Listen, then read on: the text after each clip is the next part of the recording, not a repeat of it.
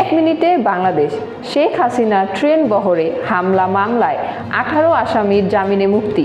সব নির্বাচনে প্রার্থীর বয়স সীমা 18 নির্ধারণে লিগ্যাল নোটিশ। ফরিদপুরে ট্রাফিক পরিদর্শক ও তার স্ত্রীর 8 কোটি টাকা জব্দ করল দুদক।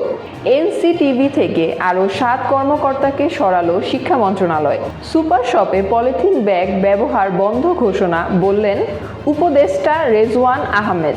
রোহিঙ্গাদের প্রত্যাবাসন সম্ভব নয় বলে জানিয়েছেন অন্তর্বর্তী সরকারের পররাষ্ট্র বিষয়ক উপদেষ্টা মোহাম্মদ তৌহিদ হোসেন।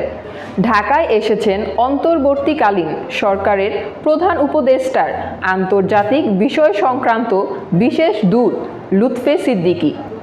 নওগাঁয় 26 বছর আগে কৃষক হত্যার দায়ে একই গ্রামের 26 জনের যাবজ্জীবন।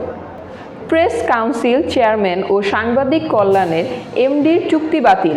রাষ্ট্রপতি মোহাম্মদ শাহাবুদ্দিনের সঙ্গে গণভবনে সাক্ষাৎ করেছেন সেনাবাহিনী প্রধান জেনারেল ওয়াকারুজ্জামান।